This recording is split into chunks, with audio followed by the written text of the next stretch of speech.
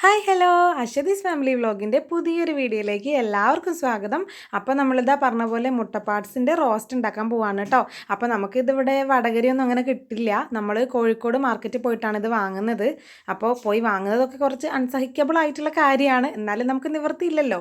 കുറച്ച് ദൂരം പോയി വാങ്ങി വരുന്നതുകൊണ്ട് ഇത് നമുക്ക് വല്ലപ്പോഴേ കിട്ടാറുള്ളൂ കേട്ടോ. ഇത് നമ്മുടെ വീട്ടിലെല്ലാവർക്കും ഫേവററ്റ് ആയിട്ടുള്ള ഒരു ഐറ്റമാണ് കേട്ടോ. അപ്പം ഞാൻ അധികം വലിച്ച് നീട്ടുന്നില്ല. നല്ല അടിപൊളി ടേസ്റ്റിൽ മുട്ട പാർട്സിൻ്റെ റോസ്റ്റ് എങ്ങനെ ഉണ്ടാക്കിയെടുക്കുന്നതെന്ന് നോക്കാം. അപ്പോൾ നമ്മളിത് ഇവിടെ ഒരു 1 kg കേട്ടോ ഉണ്ടാക്കിയെടുക്കാൻ പോകുന്നത്. സാധാരണ നമ്മളിങ്ങനെ വല്ലപ്പോഴും കിട്ടുന്നതുകൊണ്ട് ഒരു 1 or 2 kg ഒക്കെ വാങ്ങിയിട്ട് വരുന്നതാണ്. പക്ഷേ ഇപ്രാവശ്യം നമുക്ക് കുറവാണ്, വളരെ കുറച്ചാണേ കിട്ടിയിട്ടുള്ളൂ.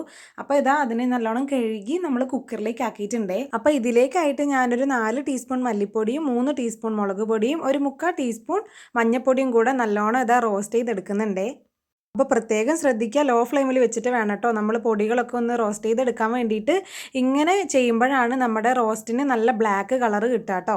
ഇത് നമുക്ക് മൺചട്ടിയിലും വേവിച്ചെടുക്കാം കേട്ടോ. പക്ഷേ ഇത് മുട്ടക്കോഴീൻ്റെ പാർട്സ് ആയതുകൊണ്ടാണ് നമ്മൾ ആദ്യം ഒന്ന് കുക്കറിൽ വേവിക്കുന്നതേ. ഇതിന് നല്ല വേവുള്ളതുകൊണ്ട് തന്നെ നമുക്ക് കുക്കറിൽ ഒരു 4-5 വിസിൽ വേണ്ടി വരും കേട്ടോ. എന്നാലാണേ നമുക്ക് നല്ലോണം കറക്റ്റ് നല്ല പാകത്തിന് വെന്ത് കിട്ടുള്ളൂ. അപ്പോൾ ഇതാ നമുക്ക് ഈ പാർട്സിലേക്ക് നമ്മൾ റോസ്റ്റ് ചെയ്ത് വെച്ചിട്ടുള്ള പൊടികളൊക്കെ ചേർത്ത് കൊടുക്കാം. ചേർത്ത് കൊടുത്തിട്ട് നമുക്ക് നല്ലോണം മിക്സ് ചെയ്തെടുക്കാം കേട്ടോ. ഇപ്പോൾ തന്നെ നമുക്ക് ഇതിലേക്ക് ആവശ്യത്തിനുള്ള ഉപ്പും കൂടെ ചേർത്ത് കൊടുക്കണേ.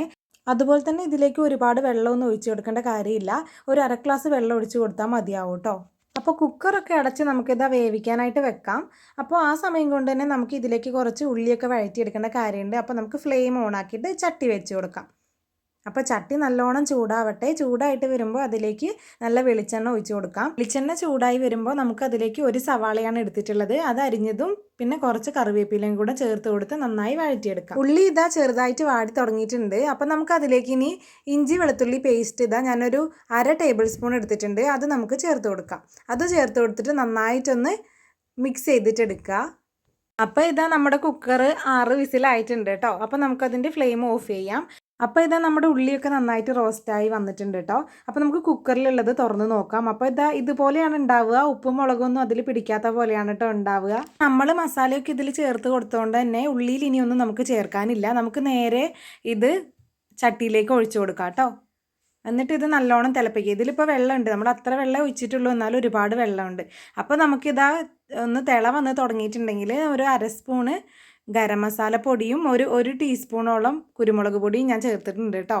ഇവിടെ ഗരം മസാലേൻ്റെ ടേസ്റ്റ് ഇഷ്ടമായതുകൊണ്ടാണ് ചേർത്തിട്ടുള്ളത്. നമ്മളെ നാട്ടിലൊക്കെ വെക്കുകയാണെങ്കിൽ അങ്ങനെ ചേർക്കാറില്ല. നമ്മൾ തന്നെ പൊടിച്ചെടുത്തിട്ടുള്ള ഗരം മസാലയും കുരുമുളക് പൊടിയാണേ. നല്ല ഫ്ലേവറാണ് കേട്ടോ, നല്ല സ്മെല്ലും നല്ല ഫ്ലേവറും ആണ്. അപ്പോൾ ഇതാ നമുക്കിത് വെള്ളം വറ്റുന്നത് വരെ നല്ലോണം ഇളക്കി കൊടുക്കാം. പിന്നെ നിങ്ങളോട് പറയാൻ പ്രത്യേക ഒരു കാര്യം വിട്ടുപോയി. എന്താണെന്ന് വെച്ചാൽ നമ്മളുടെ മുട്ട ഉണ്ടാവും ഇതിൽ. ആ മുട്ട നമ്മൾ നേരത്തെ തന്നെ കുക്കറിൽ ചേർക്കാൻ പാടില്ല. പാർട്സ് നമ്മൾ ചട്ടിയിലേക്ക് മാറ്റുന്ന സമയത്ത് ആ കുറച്ച് വെള്ളം ഉണ്ടാവുമല്ലോ, ആ വെള്ളത്തിലേക്കാണ് നമ്മൾ ഡയറക്റ്റ് മുട്ട ചേർത്ത് കൊടുക്കേണ്ടത്. ആദ്യമേ ചേർത്തിട്ടുണ്ടെങ്കിൽ മുട്ട ഭയങ്കര ഹാർഡായി പോവുകയും ചെയ്യും, പൊട്ടി പോവുകയും ചെയ്യും കേട്ടോ. അപ്പോൾ ഇങ്ങനെ ചേർക്കുകയാണെങ്കിൽ മുട്ട പെട്ടെന്ന് വെന്ത് കിട്ടുമല്ലോ. അപ്പോൾ നമുക്ക് ഇപ്പോൾ ചേർക്കേണ്ട ആവശ്യമേ ഉള്ളൂ. അപ്പോൾ ഇതാ നമുക്കിത് വെള്ളം വറ്റുന്നത് വരെ ഇങ്ങനെ ഇളക്കിക്കൊണ്ടേ ഇരിക്കാം. അപ്പോൾ ഇത് ഏകദേശം നമ്മുടെ റോസ്റ്റ് റെഡിയായി വന്നിട്ടുണ്ട് കേട്ടോ.